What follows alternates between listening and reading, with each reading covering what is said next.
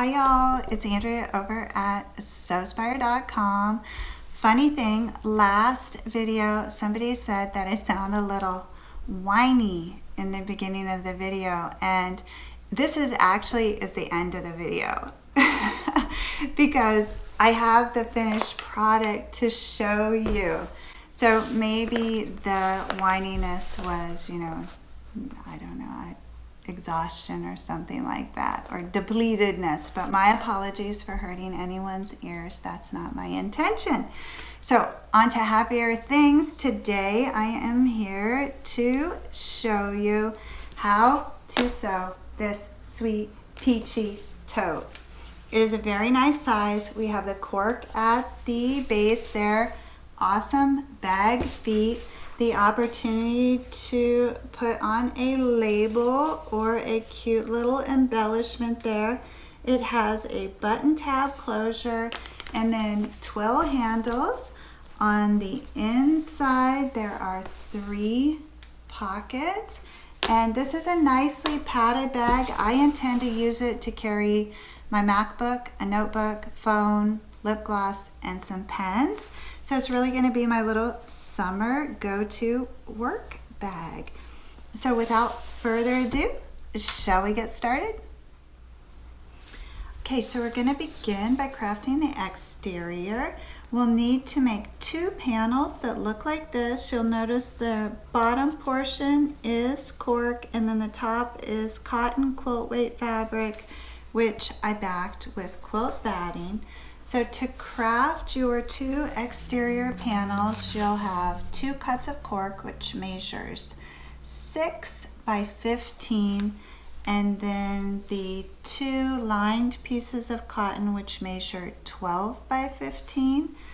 And you're going to position the cork right side facing with that cotton fabric. If you have a Teflon foot, you'll be able to sew on the cork side. If not, just flip that over and sew on the batting side. I'm using 3/8 of an inch seam allowance, and I'm just going to join those 2 panels. And then when I open that up, because the cork is stiffer, it naturally turns that seam up. And so I'm going to top stitch that seam in place. And then before I construct the exterior, I'm going to attach one of my labels here just above that cork. So I just want to mark center, and then I'm going to stitch down each side of that label. I like to use these suede labels that have been heat embossed with my company name on them, and then I bump down the stitch width to 2.0, and those stitches sink down into that label so you can hardly see them. That's what that looks like. Then I'm going to bring over my second panel, which is crafted in the same way, and position that right sides facing. I want to take care to align those joining seams, and then using 3/8 of an inch seam allowance, I'm going to stitch down the sides and across the base.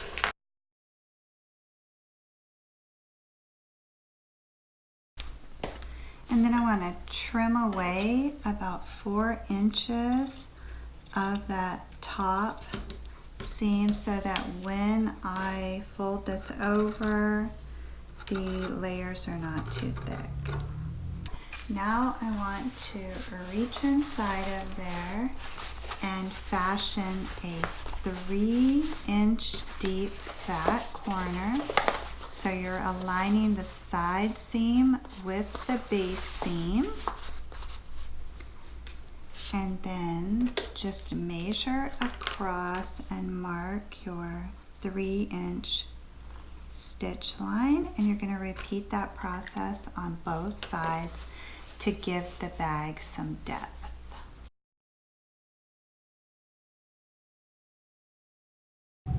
And then you just trim to the right of that stitch line.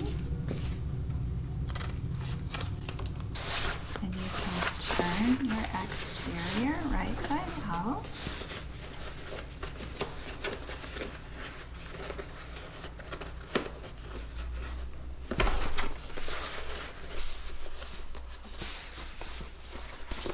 And that's what the fat corners look like. And then the side seams where they join the cork are both aligned very nice.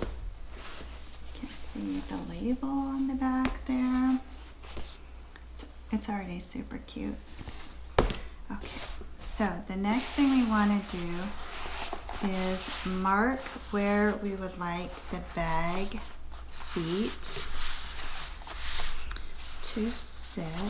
So I want to come in at the center of each of these panels. I want to come in 2 inches between this edge and the center of that base panel, right?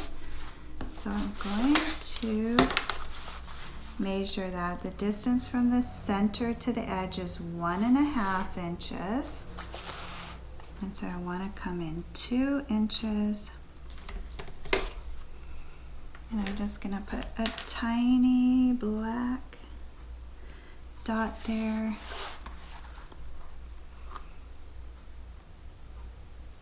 I'm going to do the same thing on the other side of that base seam.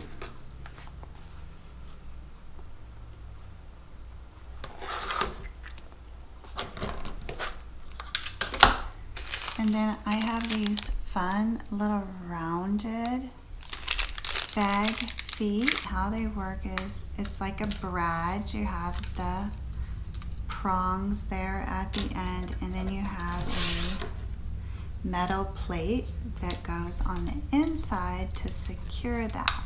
And then using a seam ripper, I'm going to reach inside there and cut a very small slit just wide enough for these prongs to fit through.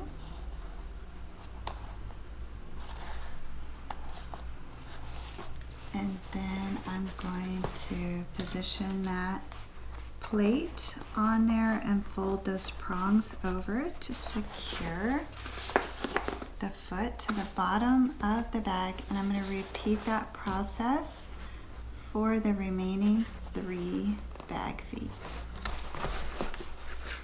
And then you can see that's what they look like on the interior, and then on the exterior, and you can hear those. They'll make contact with the surface and keep that cork nice and clean. So the exterior is complete. We just want to take that top and, if needed, give it a quick press and then fold that top edge over 1/2 inch and pin that in place. Okay, so now it's time to start crafting the interior. I have pieced together 2 panels which measure 15 across by 17 inches tall. I just wanted to use remnants that I had around the studio. So I worked with what I had and then pieced those panels, pressed, and then cut it to my desired panel measurements. I do have both of these backed with quilt batting. I am going to craft one 3-way divided interior pocket and attach that to one of the panels. So to craft the pocket, I have 2 pieces of quilt weight cotton which measure 9 by 15, and I've taken the top and the bottom edges of both and pressed those over approximately 1 inch.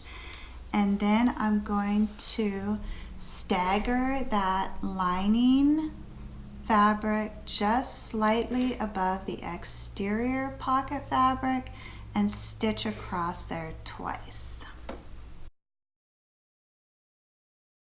Then I can position my pocket on the exterior panel, which I want to position that 3 inches up from the base.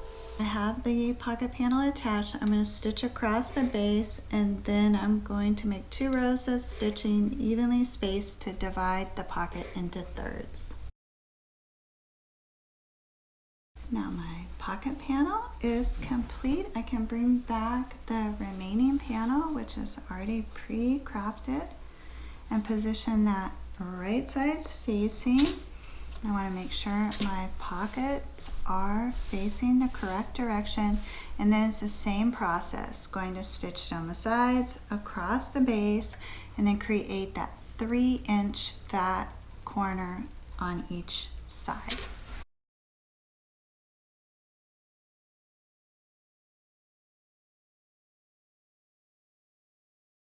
Okay, my interior is complete. I'm just going to turn that around so you all can see what that looks like. It is a lot of fun to combine coordinating prints. For example, this is the side with no pockets and it's gorgeous. And then here's the side with pockets, and it is not only beautiful but functional. I got 3 nice deep pockets, and then because that panel was patchworked, it looks like I have 2 accent prints on the inside of the pocket. This interior now needs to get turned back around, and that top edge will be folded over 3/4 of an inch. I did trim the excess away from those top seams so it's not too bulky. And I want to position the pockets so they are on the back of the bag. The front of the bag has my label on it. I always begin by aligning the side seams first.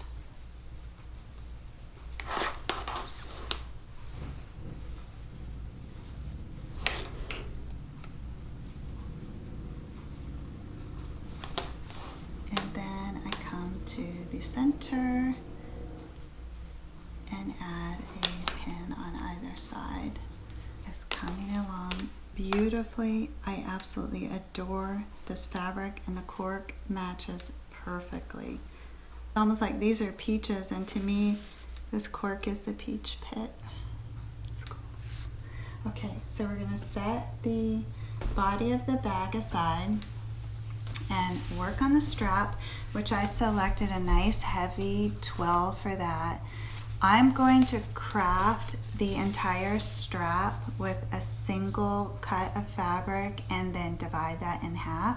So this strap is crafted from a piece of twill, which is 40 inches long by 6 inches wide, and then I used a 3-inch strip of the Pellon 809 or 808, works just as well, on the inside, just to give that a little bit more stability.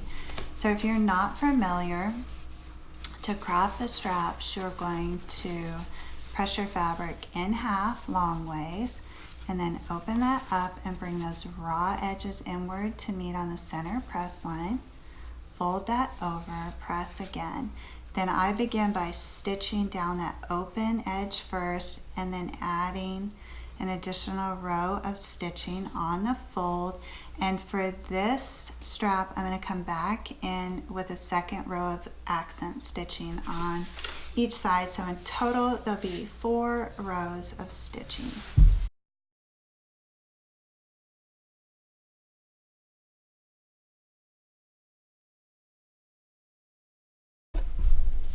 Okay, and here's what my strap looks like. And then I just want to divide that and cut that right at the center. And because of the way that fabric is folded and that little bit of Pellon, this is a really heavy-duty stable strap. I want to position those handles 2.5 inches from each side. So I'm just inserting that raw edge of the handle in between the interior and the exterior layers, and 2.5 inches in. and this gives me a nice short strap. This should be approximately 8-inch handle drop, which is indeed snug. It will fit right on the shoulder, or you can carry it in hand or in the crook of the elbow.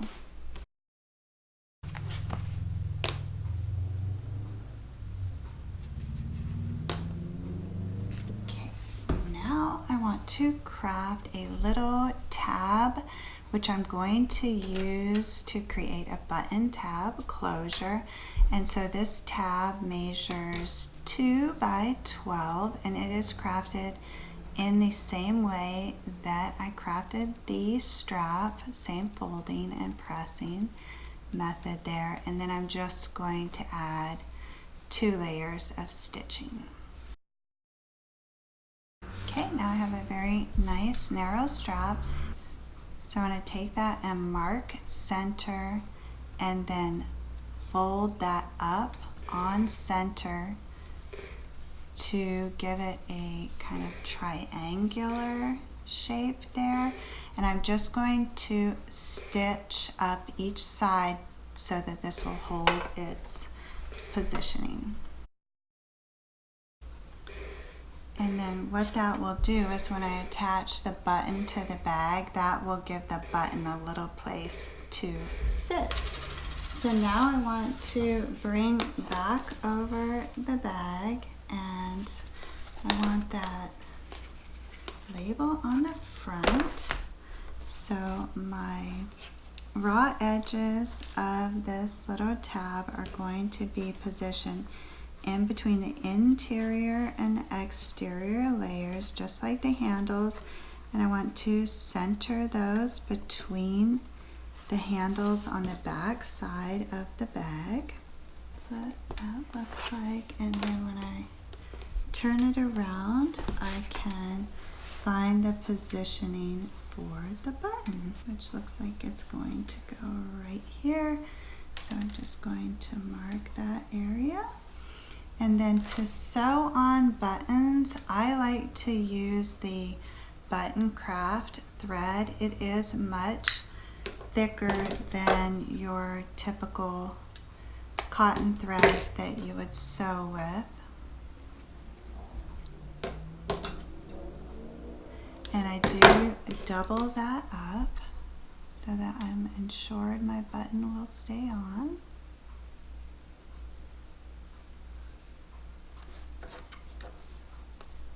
And then I like to sew on the button before I close up the top of that bag so that I can hide that thread on the interior of the bag. A quick test fit. And I'm happy with where that is positioned. So now the last thing that I need to do is put this up on the machine deck and stitch all the way around. I am going to reinforce the handles with a second row of stitching. I like to start sewing the top, I call it, on right at the side seam.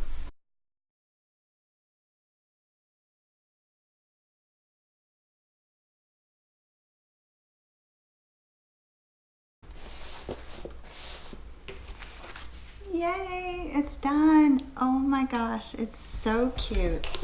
Super duper sassy, fits right on the shoulder, nice and snug.